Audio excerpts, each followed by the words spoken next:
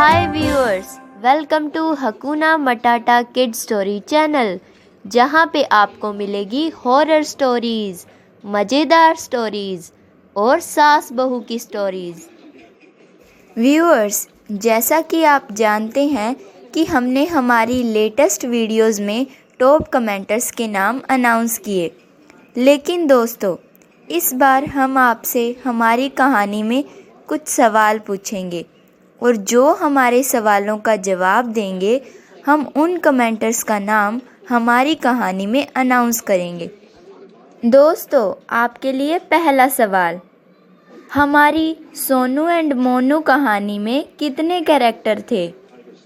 दोस्तों इस कहानी को लास्ट तक देखिए क्योंकि मैं अपने बाकी दो सवाल कहानी में पूछूंगी। दोस्तों हमारी आज की कहानी है बात बन गई। एक समय की बात है, एक बहुत ही प्यारा सा लड़का था तन्नू। तन्नू स्कूल से लौटते वक्त उदास था। उसने अपने दोस्तों से भी बात नहीं की। घर आते ही उसने अपनी मम्मी से भी बात नहीं की और सीधा अपने कमरे में गया और स्टडी टेबल पर अपना बैग रखकर जूते उतार कर लेट गया।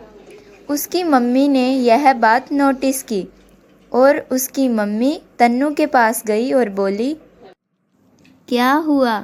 आज मेरा राजा बेटा उदास कैसे है? कुछ नहीं मम्मी, बस ऐसे ही। ऐसे ही तो नहीं, कुछ तो बात है जो तू इतना उदास है। मम्मी आज मेरी क्लास टीचर ने मुझे बिना गलती के ही डांटा। जरूर आज स्कूल में कुछ हुआ होगा। नहीं मम्मी, कुछ खास नहीं। जब मेरी क्लास टीचर ने सभी से पूछा कि कौन कौन एनसीसी ट्रेनिंग कैंप में नाम लिखवा आया, तो मुझे छोड़कर पूरी क्लास ने हाथ खड़े किए और मैम को ये बुरा लगा, इसलिए मैम ने मुझे डांट दिया। उन्हें बुरा लगना भी चाहिए। क्यों? क्योंकि बेटा हमारी ज़िंदगी में जितनी ज़रूरी पढ़ाई है उतना ही खेल और दूसरी चीज़ें भी है, लेकिन तुम्हें यह बात समझ में नहीं आती। अच्छा चलो छोड़ो, अब उठकर खाना खा लो। तन्नू अपनी कक्षा में पढ़ने में सबसे तेज और होशियार था।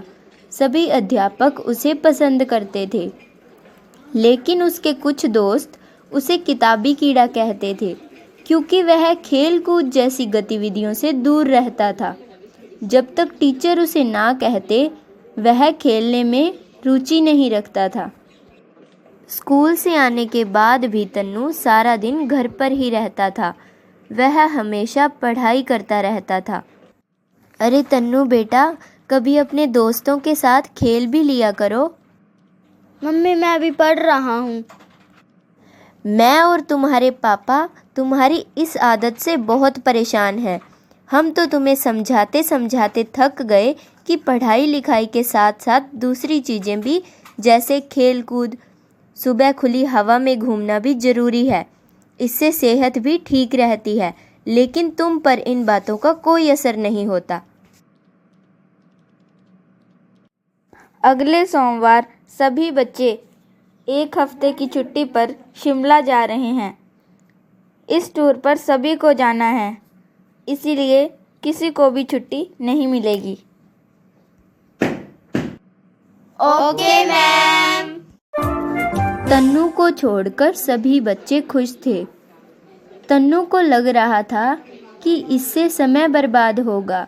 घर पर आकर उसने यह बात अपनी मम्मी को बताई और वह बहुत खुश हुई कि चलो इस बहाने यह कुछ घूमेगा तो सही। अगले हफ्ते सोमवार को शिमला जाने के लिए तन्नू ने पूरी तैयारी कर ली। कपड़ों के अलावा उसने कुछ खाने पीने का सामान भी रख लिया। स्कूल में टीचर के कहने पर सभी बच्चे बस में बैठ गए। शिमला पहुंचकर सभी बच्चों ने खूब मज़े किए। सभी बच्चे गेस्ट हाउस में रुके। मौज मस्ती में 3 दिन कैसे बीत गए पता ही नहीं चला। तन्नू को भी बहुत अच्छा लगने लगा। दोस्तों आज की कहानी का दूसरा सवाल, अगर आपने हमारी सारी कहानियाँ देखी है तो बताइए कि हमारी कौन सी कहानी में हमने एक लड़की का नाम रीत रखा था। वाओ, इतनी हरियाली और पहाड़ियाँ तो बहुत ही खूबसूरत हैं।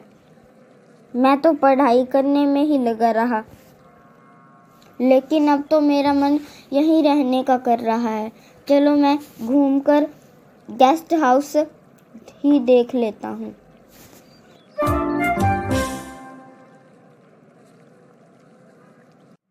ये मुझे बारिश बहुत पसंद है, मज़ा आ रहा है।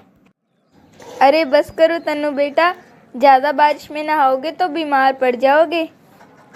ओके मैम, मैं भी आ रहा हूँ। तन्नू, तुम तो बड़े खुश लग रहे हो। मैम, मुझे मज़ा आ रहा है और साथ में मुझे पहाड़ बहुत अच्छे लग रहे हैं। मैम, हम यहाँ दोबारा घूमने के लिए आ सकते हैं? अनबिलीवेबल, क्या ये तुम कह रहे हो तन्नू?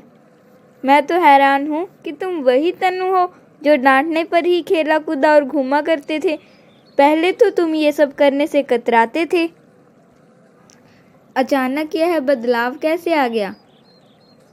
यहाँ का माहौल देखकर मुझे समझ आ गया है कि पढ़ाई के साथ साथ खेलना भी चाहिए, एंजॉय करना भी चाहिए। मैम, मेरा मन कर रहा है कि मैं यहीं रहूं।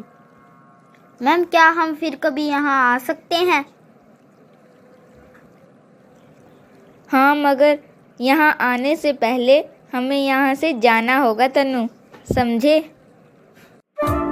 और दोस्तों, इस तरह तन्नू को ये बात समझ आ गई कि पढ़ाई करने के साथ साथ खेलना कूदना भी ज़रूरी है।